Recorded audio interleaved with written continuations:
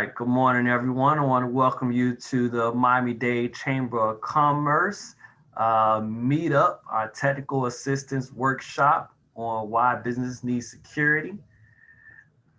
We are about to go live on Facebook as our attendees come on in and join the conversation. We are getting up and running. We're going to get started in just a few minutes. Right now, we want to make sure everyone gets in. We got a very exciting workshop today on cybersecurity with this day and age that we're in, where everything is getting more so online. Now more than ever, we need to make sure that cybersecurity is very important to protecting our businesses, our data, and our cash flow. And we have some amazing speakers here today. So as everyone joins in, we're going to get started. So just take a few moments while we wait for those to join us on Facebook. For those that are on Facebook, you can click the link to join the conversation and ask specific questions. You have two experts, local experts here in Miami-Dade County that are here and available to ensure that you understand what you need to do.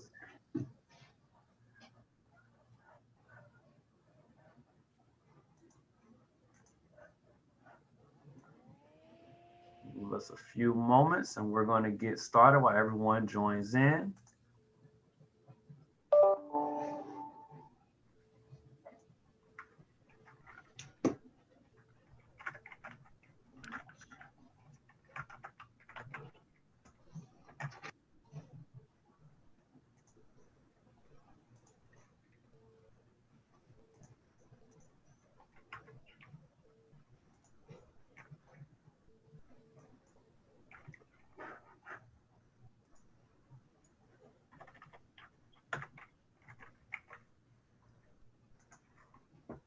All right, we're going to get started in one more minute.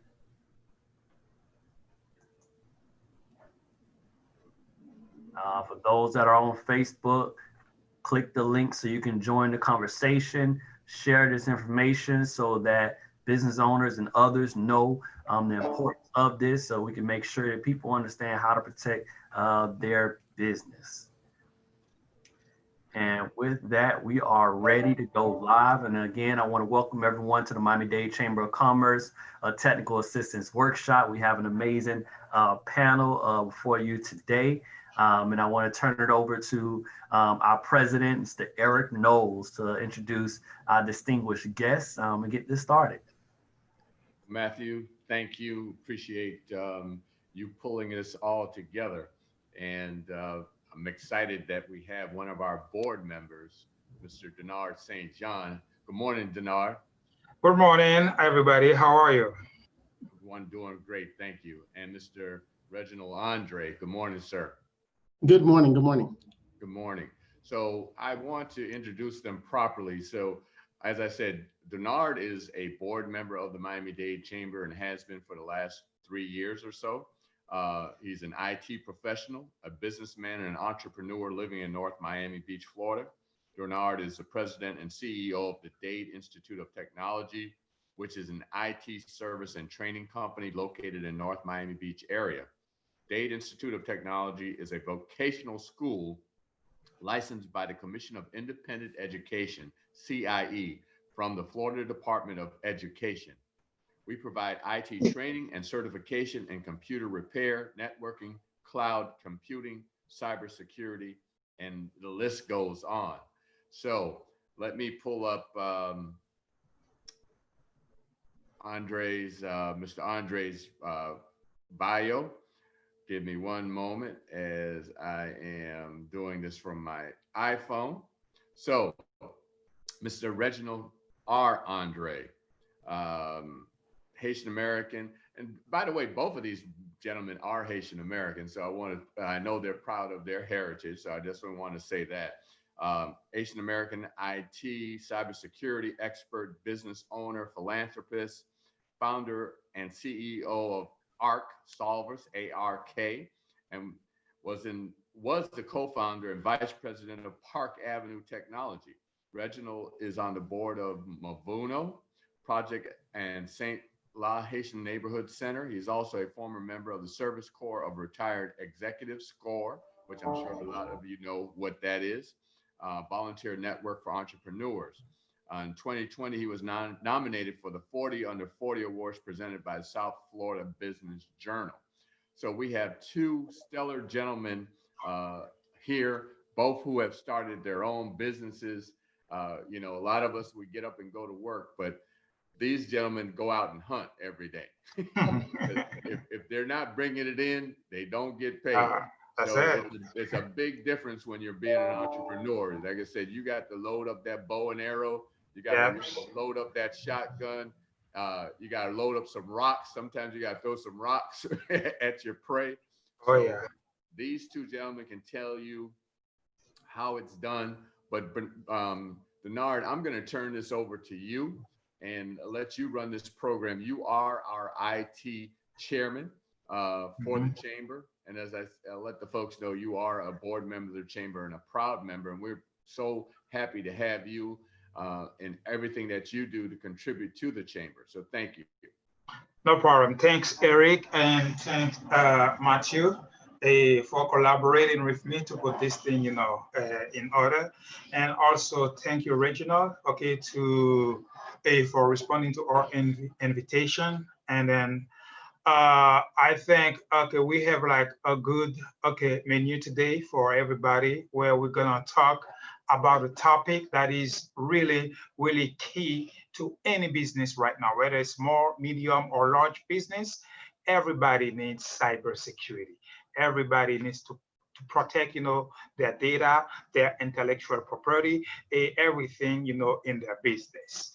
So to start, I'm gonna try to share my screen with you guys. I think it's okay, Eric, right? Yes, Donard, you can. Absolutely, yes. Okay, no problem. And let me see. Okay, do you see my screen? Let me start it. Yes, we have it. Okay, no problem. So it's there. Okay, so basically the topic for today is why business needs cybersecurity. We all know that cybersecurity is is the cornerstone, is the main thing that everybody needs, everybody's talking about. Okay, because cybersecurity, okay, if we want to define what cybersecurity is, we can say, okay, this is a practice of protecting systems, networks, and programs from digital attacks. And then these cyber attacks, every time you get hacked, they attack you online. Anything that is being done on the internet, they always put the word cyber, okay, before it. Like these cyber attacks are usually aimed to access and change and destroy your sensitive information. Any type of information that you have on your computer, on your system, on your network, there's always someone somewhere, a hacker, okay, that is trying to access those information either to for their own, like some people, they just do it for fun or to make money. Okay, and we can say that once someone is trying to access and change and destroy your sensitive information, and they try to stop or interrupt, your business processes, that's part of cybersecurity. And this guy, usually they call them hacker or cracker, okay, depending on how you see it. But there's a term that some people use. I don't like to use it. Okay, this is what we call like black hat, white hat. I don't like to use black hat and white hat for my personal reason, but I'd rather use hacker. Okay, someone who's trying to get into your system and make, and do some and harm you. Okay, let's say cybersecurity, we have different type of attacks. Okay, when people try to get into your system, okay, they try to attack, okay, your system and try to devastate, okay, your system, and that can result in a loss of time and money due to damage, theft of important information. Now, those people, when they get into your system, okay, most of the time they call them intruder or threat actors. Okay, they come, They take information, they destroy your properties, your computers or your servers, and they do a lot of harm to your system. And then the worst thing is when they steal your information, sometimes they go and sell those information, what they call, in the black market. Okay, that's what those people, that's what they do. Now, the type of threat that that can happen in a cybersecurity attack, we can call them, you can classify them in different categories. We have information theft, we have data loss and manipulation, identity theft. I think everybody is familiar with identity theft. They to know what identity theft is. And then they take your identity. Sometimes they go and steal your information and create fake credit card under your name and purchase stuff under your name. So identity theft is very, very, very, very, very popular right now. And then sometimes they do what they call disruption of service. The disruption of service, they use a tactic called DOS, denial of service. This is an attack that they do where they stop your system from operating, normally. Okay, this is part of disruption of service. But one thing that that is very dangerous, in our network right now that we need, everybody's trying to protect their system. I have people who purchase computer from me, and then if the computer doesn't have an antivirus, okay, they don't feel comfortable. But we can classify, okay, this in one category that they call malware. Okay, a virus, it is a type of malware. Okay, in malware, we have like three types of malware. We have viruses, we have worm, and then we have Trojan horses. Okay, the virus, this is the type of malware that propagates by inserting a copy of itself into and becoming part of another program and spread from your one computer to another. Okay, the virus, back in the day, people used to get virus from a simple floppy disk. You have a floppy disk, and then you put it on this computer, and then you get a virus, and then the virus travel from one floppy disk to another computer, from one computer to another computer, and so on. And right now, these viruses, you don't get them just on floppy disks, you get them online. People might send you an email, people might send you some information on your system, and then once you open it, and then it propagates, throughout your whole network.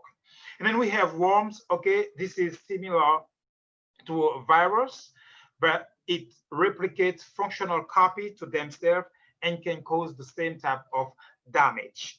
Okay, as opposed to a virus, okay, which require the spreading of infected host file, like a file that you have, and then this file is spreading throughout your network. The worm are standalone software and do not require host program or human to help propagate. It propagates itself throughout other ways. And then we have Trojan horse. Okay, this is as harmful and even more harmful than the first two, because the Trojan horse, okay, self-replicate itself. Okay, sometimes you think that you delete a file, you clean your computer with your antivirus, you think everything is fine. No. Okay, this Trojan horse, sometimes it goes where they call like to the kernel of the operating system. When I talk about operating system, I'm talking about Windows, Linux, Unix, or Mac OS if you're using Apple computer. Okay, the virus goes to the kernel of the operating system, and then from there, when you clean the virus from the computer, you clean the outside of the globe. The kernel is like a globe, you clean the outside of the globe, and then the virus is inside that globe and can self-replicate itself, okay, based on a certain criteria. Okay, so those are the type of malware that people, that people have in their computers. But we have also different type of attack. We have password attack, trust exploitation, port redirection, man in the middle, and what we call the denial of service. Each of those attacks, okay, they do something very specific. I don't want to go into detail of in those attacks. I think Reginald Andre will talk about some of them, but we can say like password attack is one of the most common one. Okay, people try to get into your system and then they either guess or try to hack someone else's account and try to get into access to your system and do some damage into your system. That's why in most companies they don't want you to use easy password like computer, like your first name, like your last name.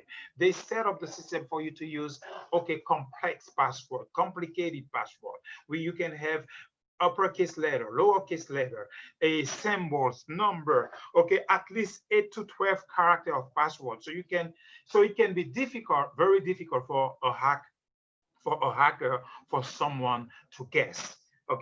That's why they create some type of policy in the network, so you don't use an easy password. Let's say you get all those attacks. They try to get into your system, they hack your system, they store your information, or they try to steal your information.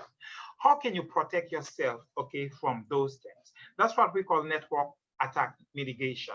The first thing that I always suggest people to do is to educate your users. No matter how secure your system is, no matter what type of device you have, firewall, VPN, what type of hardware that you're using to secure your system, you need to educate your users. Let's say, for example, if you have someone in your company who's downloading file from a YouTube, from their a public email like Yahoo or Gmail account, your system is exposed. That's the weakest link in any computer network, the users. This is the link that most hackers use to get into your system. Now, to mitigate some network attacks, the first thing you need to do, you need to secure your devices. What I'm talking about devices, I'm talking about the router, the switches, servers, and a computer host that you have on the computer in the network. We know that routers allows you to go on the internet, or allows you to go on another network. A switch, this is where you connect everything in your network, the servers, the hosts, the computers, printers, everything is connected to a switch. Now, we have different type of security devices that you can implement and set up to protect from threats. For example, you have what we call like VPN. A VPN, you can set up a VPN as a software or as a hardware thing. A VPN, this is what we define a VPN as a virtual private network. That's what a VPN is. VPN is a virtual private network. It's like you create a secure network inside a public network.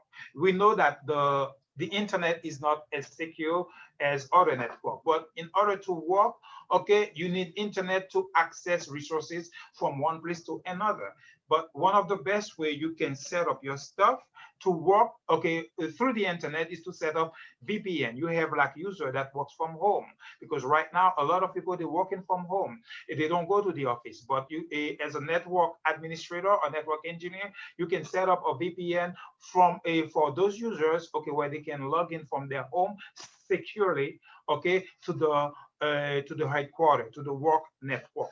Or you also can set up what we call a firewall, or ASA firewall. ASA stands for Adaptive Security Appliance.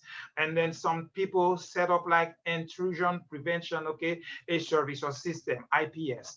And also some people, they also set up what we call the AAA server. The AAA server, this is one of the type of security system that is very, very strong, because it tells you everything that happened in your network. AAA is not like the AAA, like the security company. It stands for authentication, authorization, and accounting. What does the AAA do? Authentication, it tells you who logs into your system. All right. It tells you who logs into your system. Okay. It tells you who has access to your system. Authorization, it tells you what this person can do, what this person cannot do, what this person is authorized to do. Okay. And the accountant, okay, it gives you like a record of, okay, where the person has been in your network. All right. So this AAA server, this is a one type of service that give you a lot of like a lot of that gives you uh, that gives you a lot of security, okay, on your network. Okay, I can say it like that. It makes your network more secure.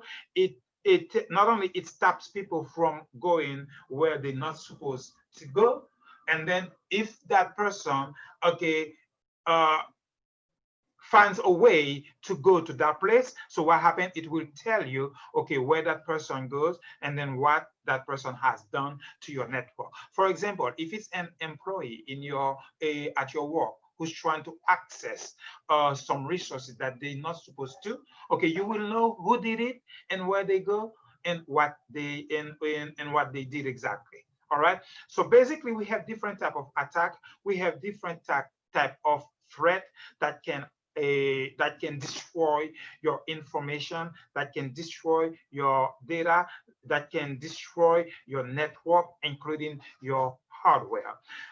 We can say that in order for you to protect your network, you need to set up all a different type of security layer. Okay, if you don't have, okay, some people they use Cisco devices, some people they use other type of devices, other brand. It depends on what you can afford, it depends on what you can use, but you need to have uh, at least a minimum layer of security in your network in order to feel secure, at least an antivirus, at least a firewall, at least an AAA server in order for you to feel okay to protect your system. Okay, I think that's all I had to talk about. Okay, I'm going to pass it now to Mr. Reginald, okay, to do his part. And then before I finish, okay, I want to also tell you that one of the things that you need to do to avoid, if anything won't happen on your system, you need to do backups. Backups is key to everything. And always try to upgrade and update and patch your operating system. And then always implement the best security policies in your network in order to protect your system. Okay, Matthew, take over. Thank you very much, Bernard. Go ahead and stop your screen share while Reginald gets back on. This was Okay. very insightful information. Thank you for laying that foundation for us. A lot of these things I have no clue about, and you actually really broke that down to lay a foundation of what cybersecurity actually is. Matt, your volume is very low. Can't hear you. Right. So let me speak up a little louder then. But in the meantime, while Andre comes in to do his presentation, feel free for those that have joined us on Facebook. You can click the link in the post to join this webinar and ask questions. For those that are here on Zoom, feel free to put your questions in the chat in the Q&A box so that we can answer those questions. But please ask your questions while we got these experts here right now. With that, Andre, you got the floor, brother. All right, can you hear me okay? Yes, we can. All right, thank you everyone so much for having me today. Very excited to be talking about cybersecurity because it's actually Cybersecurity Month. So this is a perfect time to talk about that. So as it was mentioned, there's a lot of things that should be done to make sure that you protect yourself. So my topic today is going to be talking about what can you do like right now? What can you do to make sure that your business is protected? And I would say the number one thing on why people get hacked is because they don't have what is called two-factor authentication. So there is a Wall Street Journal recently reported that 80% of ways people get hacked is because of an email. The email was targeted via various ways, and the bad guy was able to get into their emails. And once they're able to get to their emails, that's how a lot of information is stolen and a lot of other things that's happened. What two-factor authentication is, it adds a second layer of security, because if someone gets access to your password for your email, what two-factor does is, even if they know what your email address is, even if they know what your password is, they don't have your cell phone. And with the two-factor authentication, it will actually send a message, or it will prompt you on your cell phone to put in a 6-digit code. A lot of times you'll see this with like your bank. Your bank, if they're not recognizing the device, or maybe you're using it from another computer, another location, they may send you a 6-digit code to your cell phone. So if you use, majority of the people, they use Microsoft Office, they may use G Suite, GoDaddy, Rackspace, whatever the case is, but definitely call your providers and tell them, I need two-factor authentication on my emails, because again, even if the bad guys has your password, they're not going to be able to get into the email. And I would actually put that one step forward. If there's any important sensitive information, such as social media, you may have Facebook for your business, Twitter, you may have Bank of America, whatever the case is, you want to turn on two-factor authentication, because once that's turned on, the bad guy doesn't have your cell phone, and it just essentially eliminates the ability for the bad guy now to get into your system. The second thing that I would highly recommend that you start doing today is you do a password management. I don't know how your business operates, but a lot of times when we go in for a prospect, we'll see that people have their passwords in this Excel spreadsheet. And if somebody needs a password to a bank site, to an Office Depot site, or whatever the case is, they're just going to email it. And that's a big no-no, because as it was mentioned earlier, antivirus is not enough. You have to have so much different things. And cybersecurity is like an onion. And just like how an onion has different layers, you have to put different layers of protection in your system. So even if you have an antivirus, the bad guy can still come into your system. And when they come into your system, they're going to be looking for your passwords. They're going to be looking for social security numbers. So if you have an Excel spreadsheet or your notepad and it says passwords and it has all the passwords for your business, that's a huge no-no. So what you can do is you can do what is called a password management, where it safely secures your password, and it allows you to share those passwords with other people within your organization. So if you're sharing an Amazon account, if you're sharing a bank website, or what, Indeed, or whatever the case is, you're not having to transmit that password from one person to another. In fact, your employee doesn't even need to know what the password is. So when they go to bankofamerica.com, for example, all they have to just do is click on the button, and then that application will then insert that password into the computer. And then that way, if you ever have to terminate that employee, you don't have to worry about changing the password, because they never knew it. They never knew it to begin with. All you have to do is just terminate that one application. And there's plenty of them out there. There's MyGlue, there's LastPass, but nevertheless, definitely get a password management. The next thing that your business should incorporate is phishing.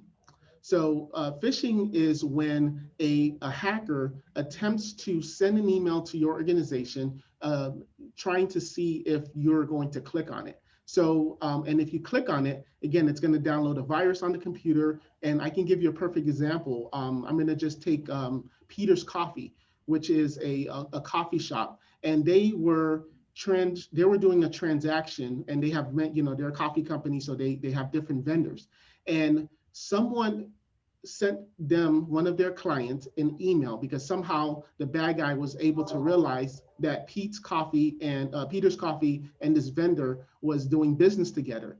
And what the bad guy did was, the domain is peterscoffee.com. And what the bad guy did is he purchased a domain, he called it Peter's Coffee, but instead of the 2 E's at the end of coffee, he put 3 E's. And now he's sending an email to the accounts payable, accounts receivable person. And they were able to basically trick the coffee company into sending about $4,000 of payments within, I believe, within 4 or 5 weeks. So that was almost $16,000 that was wired because they thought they were emailing Pete's Coffee, but it wasn't with the 2 E's, it was the 3 E's. And the problem there was that there was no training with that employee. That employee did not know what to look for.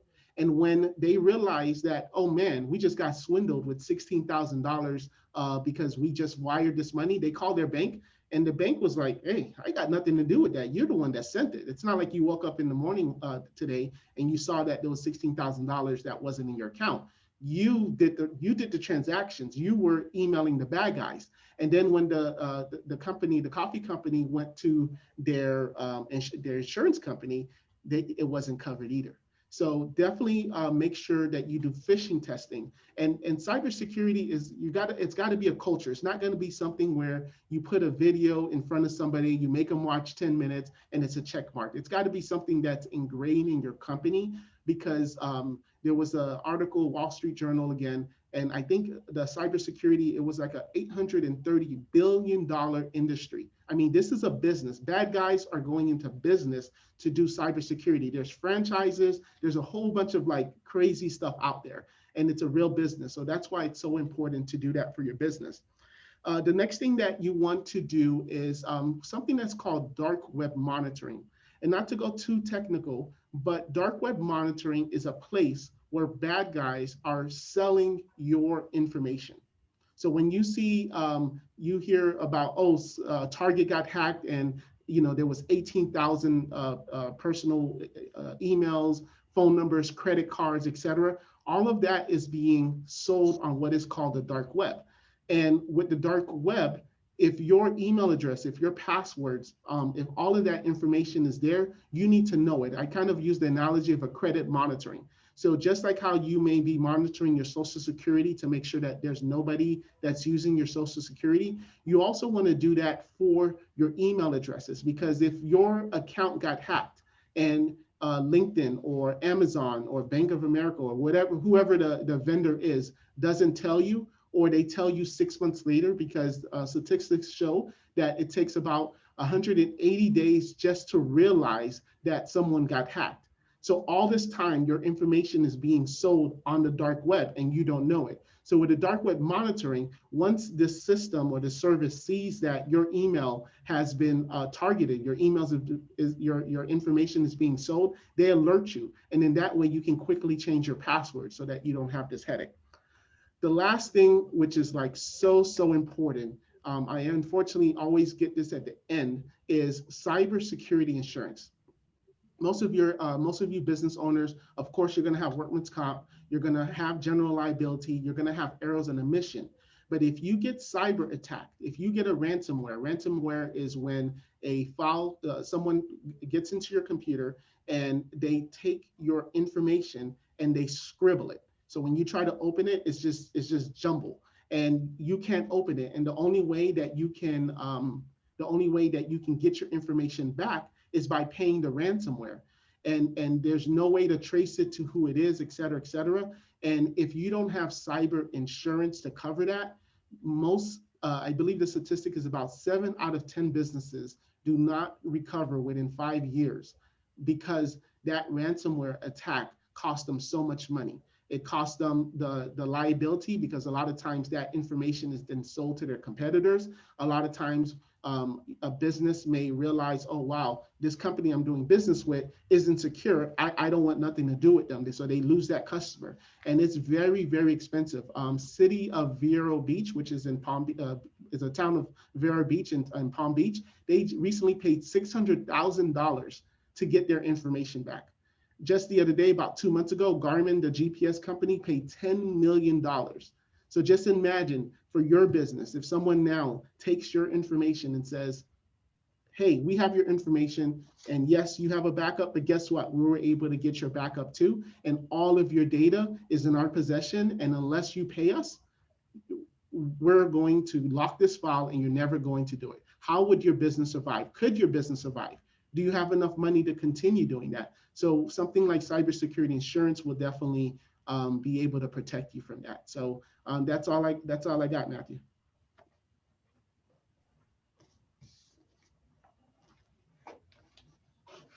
Okay. We can't hear you. Matt, we're having some technical difficulties there, Matt. We can't hear you. But anyway, I'll jump in. It's a lot of information, both that Reginald and Donard have shared with us today. And I mean, this whole thing about cybersecurity insurance, I didn't even know they actually had cybersecurity insurance. So how much does cybersecurity insurance cost? I mean, obviously, we know in South Florida, automobile insurance is quite high. So I can imagine that cybersecurity insurance is not a cheap dollar amount. It's not too bad. It's for us personally, we pay about $2,300 a year. Okay, not too terribly bad. Right. So who do you actually go to get cybersecurity insurance? Your same carrier. They offer it, but unfortunately, they're not offering it. They offer it, but they don't like tell you. You know, they're not trying to. Unfortunately, I don't know why they don't. They're pushing it out. Exactly. So and basically, with that cybersecurity insurance, as you said, those attackers that come and hold you ransom, that insurance will cover whatever. Well, I'm sure it's up to a certain amount that they will cover. Yes and no, because the federal government, the thing is, who are you paying? You're paying bad guys. You're paying terrorists. And the federal government about 2 weeks ago just said that if you, it was 148 pages of terrorist organizations. And they said that you will now be held liable if you paid one of these terrorist organizations, because the insurance companies, they're bleeding on this now. Everybody's getting cyber attack, insurance is paying out. So now they go to Congress and saying, hey, look, they're paying they're paying people in Iran, they're paying people in Russia. You need to enforce your laws. And so now insurance companies are now saying, hey, look, this is a terrorist organization. Sorry, we can't pay it. We can't help you. So, I mean, that's a catch-22 then. I guess you're basically, you're saying you need to have cybersecurity insurance, but then you were saying that the government is saying, well, nah, you can't pay a terrorist. So we're really caught in between a rock and a hard place.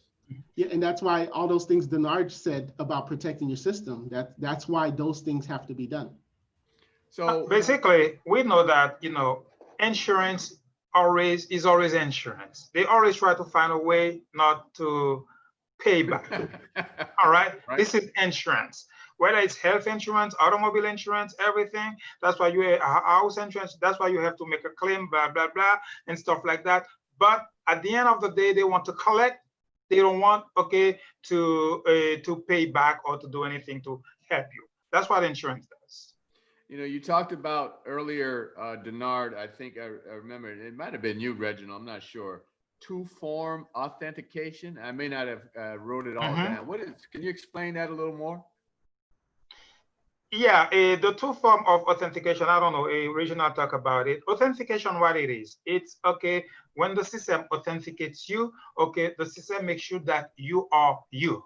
All right. So the two form of authentications, when you go on a website and then you try to log in, for example, you put your username and password. This is one form. And then after that, the system sends you a code that you need to. Then your code to verify this is you. Every time they use your cell phone, that you are who you say you are. Okay. I think, am I right, Reginald? Yep, that's absolutely right. Yep. Yeah, that's the type of authentication. Right. A lot of times, obviously, when I'm changing passwords, the company will send, did you ask for to change this password type of thing. So, and I know basically we're talking about Trojan horses, and we're talking about those folks who are trying to hack into our systems. And I know you gave a good example of the coffee company, Reginald. I'm always receiving emails. Like lately, I've been receiving this email about something about you've been approved or you've just information. And I definitely do not click on it because I'm like clicking on on emails that you have no idea where they came from is probably the biggest downfall that people have. You want Yeah. to talk about that a little more? Yeah, and that's really the easiest way that hackers get in. So a quick tidbit of how to, first of all, if you're not expecting an email, if you didn't use UPS or FedEx for anything, and now FedEx is all of a sudden saying they have a package for you, don't open it. Don't open it. Don't worry about it. FedEx can always knock on your door and say, hey, we leave a sticker on your door. And then the same thing for any vendors, like definitely like if you have what the people in your business paying your bills, you want to train them that if any vendor is now saying change of address, change of email addresses, maybe they're getting an invoice that wasn't expected, the easiest thing to do is pick up the phone and call that person and say, hey, did you send me this email? And if they didn't, then leave it alone. And then lastly is when you put your mouse over the email address, that's where you should look to see if that is a legit thing, because sometimes you can have a email that says, you know, from Eric Knowles at Miami-Dade Chamber, but then the bad guy is going to put two R's at the end, or you know, put two C's at Eric, or whatever the case is. So definitely pay attention to those emails and look for those little things that that the bad guys use to try to trick you. And even you're talking about emails, et cetera, but I actually almost got caught, and Beverly can tell you, actually, a couple years ago, did open an email that I shouldn't have opened. And unfortunately, we were able to catch it and clean it up. But even phone calls, I got a phone call a few months ago from Amazon saying that we're closing your account, and I called Amazon, or called the number that they asked, and I almost gave them too much information. Then I realized Amazon doesn't call you about an account. So you want to talk about that a little bit? Yeah, absolutely. That there's different terms for that. Just even the other day, I had someone try to call me to extend the warranty on my computer, and I just played along and things like that. And like I said, it's almost it's almost $1 billion, $1 trillion industry. And what they do is they have these call centers outside of the U.S., so it's not regulated, and they get your phone number from, you know, your numbers everywhere nowadays, right? And the end of the day, they want your information. Either it's going to be for identity fraud, they're going to want your information so that they can then take that information and now try to get into your contacts. So yeah, if like for me, if I don't recognize the phone number, if you're not in my contact list, I'm not answering. Worst case, you leave a voice message and I'll, you know, I may get back to you. So Well, and the other thing, you know, obviously I run a chamber and I may get calls from obviously numbers that I don't know. Just like you were saying, if you don't identify the number, if you're not familiar, we may not answer.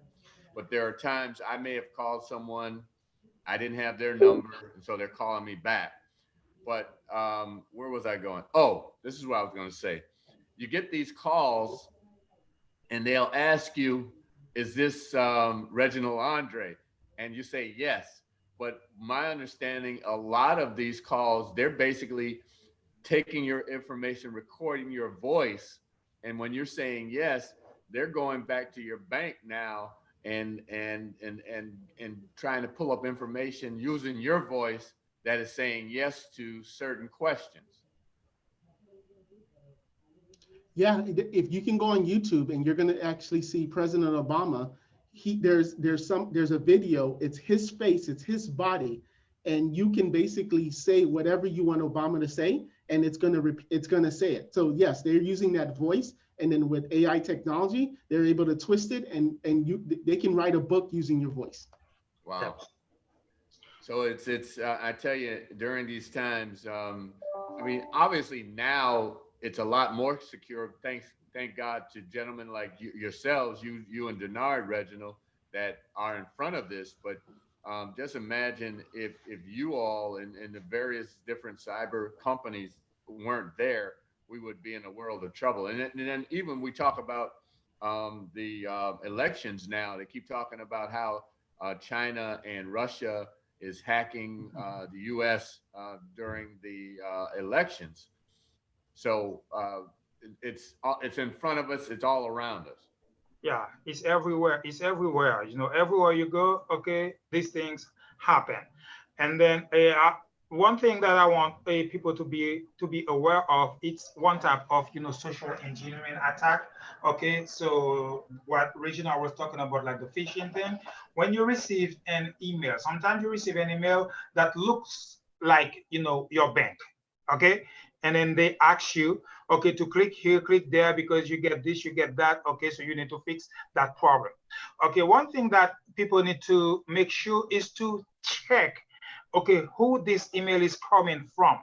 Sometimes it can be Bank of America, and then they put an S at the end of America, the same way like the coffee shop. All right, but sometimes the email comes, you see the real email address from Bank of America. You need to right click on that email address and go to the properties and see the exact email address, the real email address. Okay, once you click on it, you go to properties, it will tell you exactly, okay, the email behind that real email address. Okay, and then there are tools that you can use to from that domain. Okay, you can know exactly where this email, okay, is coming from. And then people, you might know that we receive like a lot of emails, from African country telling you, like you just said, that you won this lottery, they need to do this, they need to do that. It's because they know in the United States, there's a culture like, this is a capitalistic country. We love money.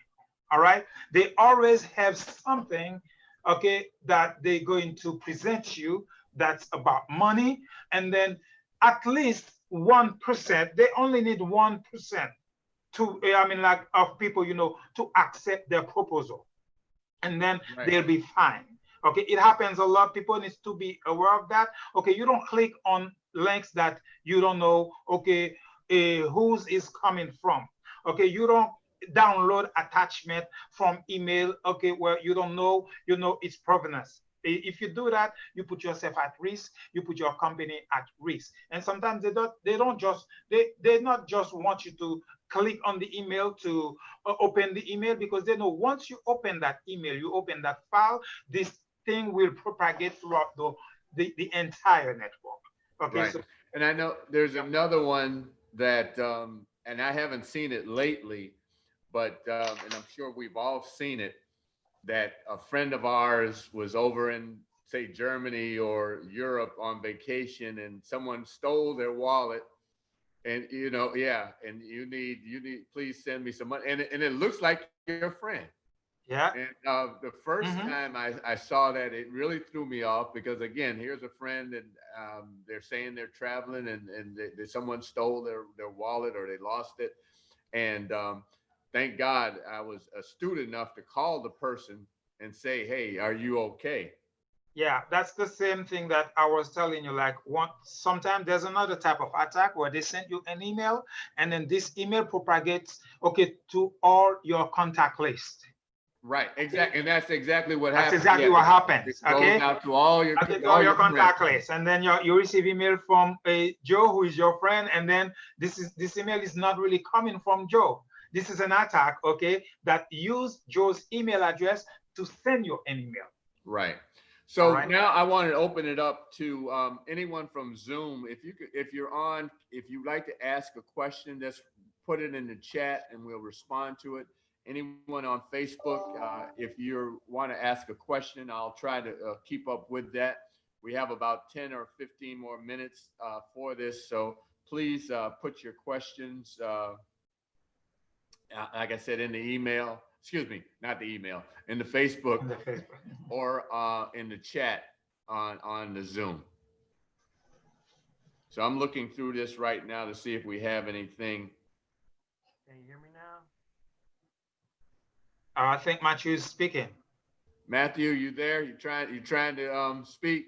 I'm trying to get back. You got to yell. You got to yell, because we can't hear you. All right then. I just fall back. Matthew, is someone hacking your computer? Nice.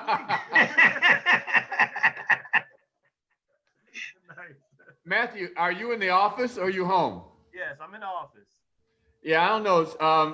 Donard, you need to come over and check our system, because I have the same problem with my computer. Yeah. The volume when we're doing Zooms, a lot of time is very low. And Okay. this is the first time it's happened with Matt. No problem. I'll do that. Sharice would like for us to put the speaker's contact information in the chat. Matthew, can you do that, please?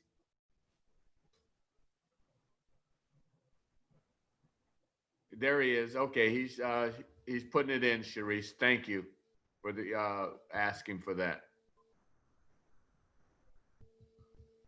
I'm looking on Facebook. Well, this is Reginald. This is you responding. That is why it needs to culture. In your monthly meetings, talk to your staff about cybersecurity. This is the fourth biggest organized crime now in the USA. Yeah, yeah. I mean, it's human trafficking, it's drugs, it's gangs, and it's cybersecurity.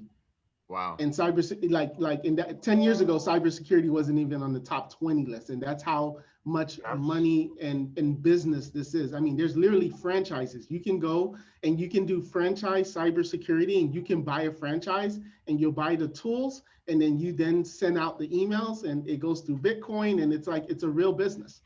Well, real illegal business, but it's a business. Yeah, as a matter of fact, this is the best type of of payment that that those hackers that they use, cryptocurrency.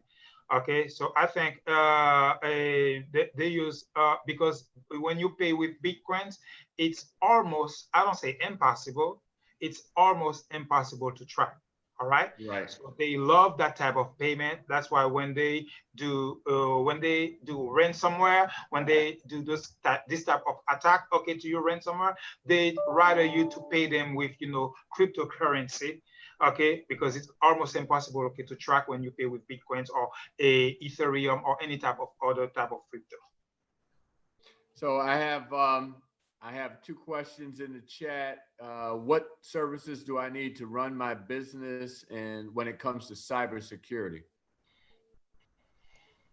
Well, I think that's what separates companies like mine and Donard's from other IT companies. So when you are looking for an IT company, don't just look, 5-10 years ago, you can look for the guy that just comes to fix your computer when it's slow and then, put an antivirus. But cybersecurity is a specialty, and your cousin can't do it. Your 19-year-old son who knows a little about computers can't do it. It really needs to be a company, a firm like mine and Donard's that actually specializes in cybersecurity and understands that it's not just antivirus, it's not just firewall, it's not just security training, but there's like a whole layers of things that you need to do.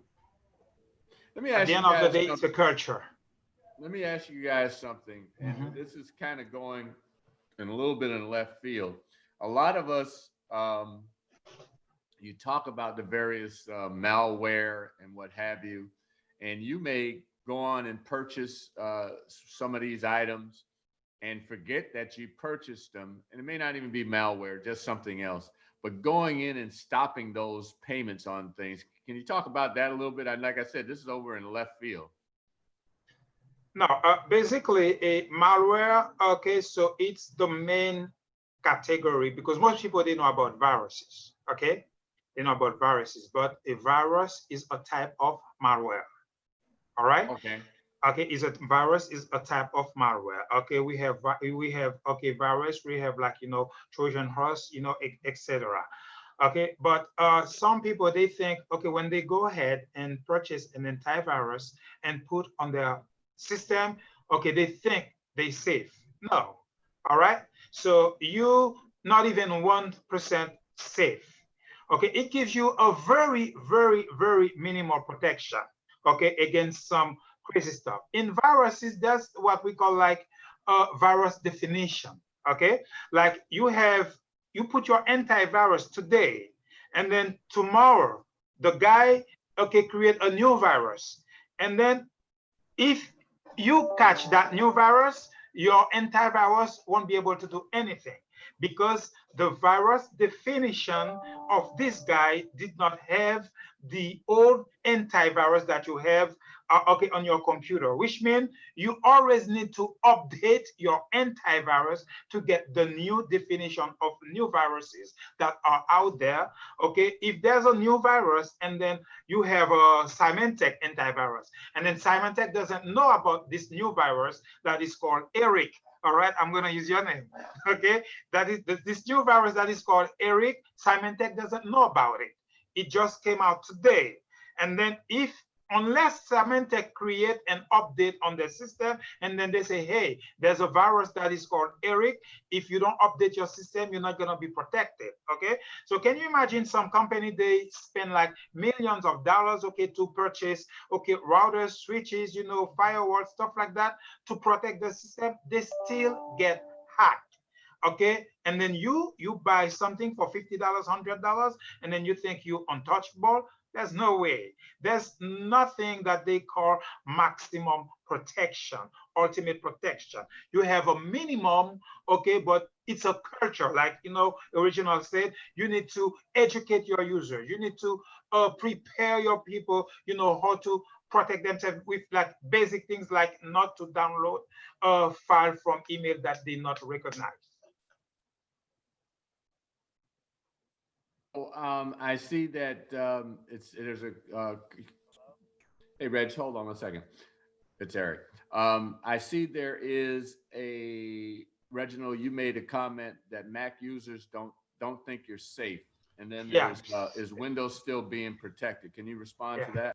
Yeah, that's a very common misconception. And maybe 10 years ago, Mac users, you guys were safe. But now, the reason why a lot of times you'll hear, oh, I don't need an antivirus for my Mac, was because that the majority of people at that time was using Windows, right? I think it was like 87, 90% of the people use Windows. But now that everything is more cloud-based, everything is more, you know, Google Chrome, and you can do everything in the cloud, you don't need applications or software on your computer.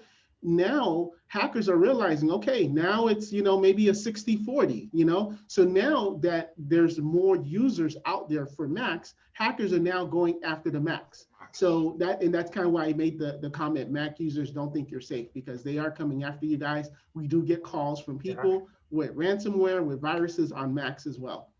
It's a business decision, okay? It's a target market, okay? You go where there's, you know, more people. Windows, there's more people using Windows. Of course, they targeted Windows back in the day. But like you said, right now, it's different, okay? A lot of people are using Mac as desktop computer, and then mostly things are in the cloud, okay? It doesn't matter which platform that you're using, whether it's Mac or PC, you still, okay, they still can target you, okay? It's a business decision. Yeah. Okay. Then, I would say, gentlemen, is there anything, closing remarks that you'd like to make to our guests? Start with you, Reginald. Yeah, sure. Again, thank you all for having me. And I would just say, again, it's going to go all about culture. There's not one software you can buy. There's not one system you can have. It's all about culture. And if on a monthly basis, if you're talking with your team and you're making it something fun about cybersecurity, that human error is the #1 way hackers get in, because a human let them in. So have that culture in place, and you'll be very much safer than any other application or service you can have on your systems. Okay, thank you. Donard? Yes, I can say people need to be aware of what's happening in their environment, how they train, okay, their people, their users, their employees. And then, like I said in the beginning, your employees, okay, they are your weakest link, okay? There are some tips, okay, that I would like to, okay, bring to people, you know, to finish this. Okay, the first one, okay, you need to train your employee in those, okay, in those security, okay, principles, okay, like what they can do, what they cannot do, what they not supposed to do in their network. And then you also need to protect, okay, your information, your computer, okay, with different type of layers, not just antivirus, not just one thing, is different thing.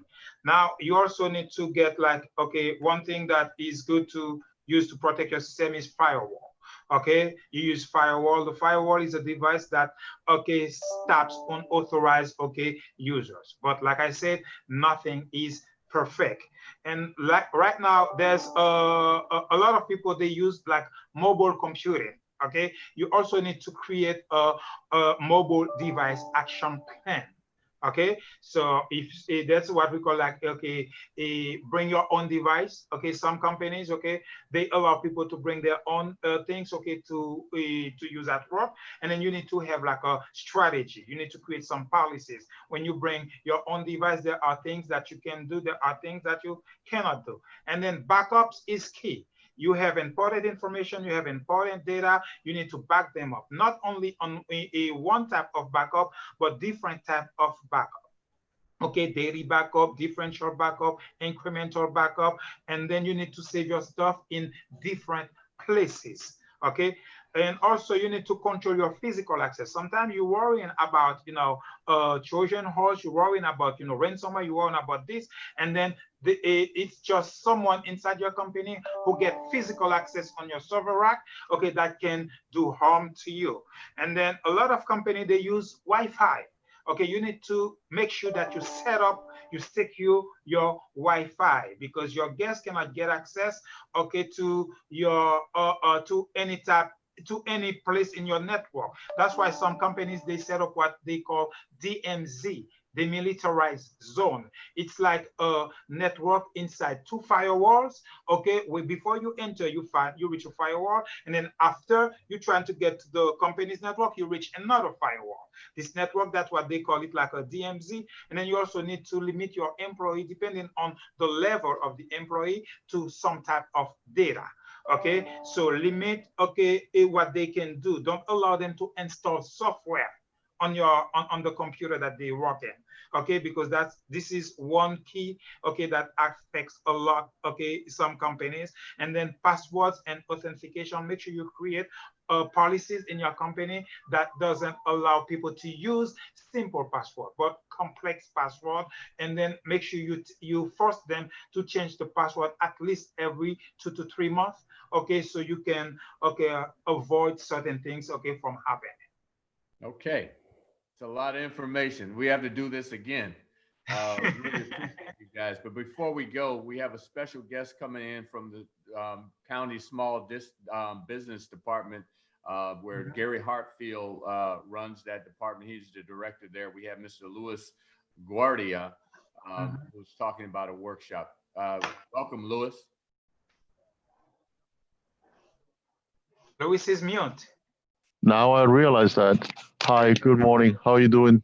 Great, great. Doing good. What are we exactly? What are we looking for here? Well, I believe you have a workshop coming in, or my staff just hit me and said that you were on, so we wanted to introduce you to say a word about your department, what you're doing for small businesses. Okay, so basically, I'm a technical assistance coordinator in the small business division. And what we do is obviously help small businesses progress and get better. We just had a workshop, and we do have workshops on an ongoing basis. We cover all kinds of topics. Also, part of what we do is not only help these companies, but anything has to do with the county. As far as new upcoming, we have some plans, but they haven't been finalized yet. So that's basically all I have for now. Okay, well, thank you so much. Well, before we go, I just want to give you an update of what's happening with the chamber. Actually, tomorrow we're having a meetup, in-person meetup at Dukanoo restaurant. It is in Wynwood on 24th Street. I always say the best way to get there, it's a one-way street. So enter on 24th from 5th Avenue and go back east towards 2nd Avenue. And that'll be at 4 o'clock tomorrow, Friday. Our Women's Business Council has a webinar coming up on November 5th next week called She Builds. It's about women in development, contractors, affordable housing. So that's again on November 5th. Please go to the Chamber's website to learn more about that. We have a marketing webinar coming up on the 16th of November at 3 o'clock. And that is with our marketing committee. Member annual virtual meeting is going to be held on the 16th as well in the afternoon. Excuse me, that's in the morning, that particular morning. Member annual meeting, we have the Secretary excuse me, it's the Secretary of Business. He's also the President of Enterprise Florida, Jamal Sowell, who will be our special guest for the member annual virtual meeting. We have a men's health webinar on November 19th, 11/19. That is being presented by AARP. We got a lot going on at the Chamber. The Dorothy Baker Golf Classic is happening on November 20th. That's the day after the men's health webinar. And then we have our virtual gala, which will be held on December 12th. So you can go to the Chamber's website and learn more about this information. The Chamber's website is www.m-dcc.org, or you can call the Chamber at 305-751-8648. And every Monday, we do a member connection in which we bring in members to talk about their businesses. So at 12 o'clock every Monday, you could tune in unless we have some technical difficulties. You know, these days in the Zoom world, sometimes there's a technical challenge that we have, but we try to do that every Monday at noon. And then on Tuesdays and Fridays at 4 o'clock, we have a Zoom with our members. But as I said, this Friday, we will actually be meeting in person. So once again, Donard, we want to thank you, gentlemen, and Reginald, for the information that you brought to us. It's been a great session, and we look forward to doing it again. All right. Thank you. Let me check with the chat, see if there's anything. Okay, that was Reginald thanking us and telling us that he loves this place. Oh, he loves that place, Dukanoo. So hopefully we see you tomorrow at Dukanoo at 4 o'clock. It is just for those of you, obviously, social distancing will be adhered to. There is outdoor space, so that's why we chose Dukanoo. Great food, great ambiance, great atmosphere, great opportunity to engage with people, because a lot of us haven't been out. We've been locked up in our offices or locked up at home. So it is our first in-person event. So thank you so much. Matt, you want to try to say something before we go? Yes, you need to, boy. Oh, wow, we can hear you. Oh, we can hear me? No. Oh, then we lost you. I just want to thank everyone for being a part of this experience. Make sure you share. Go visit the Miami-Dade Chamber of Commerce website, m-dcc.org. And it looks like y'all can't hear me, so that's all I got to say. Yeah, I can hear you. I can hear you. All right, y'all take care. Thank you for doing this. Thank you. See you at our next one. All right.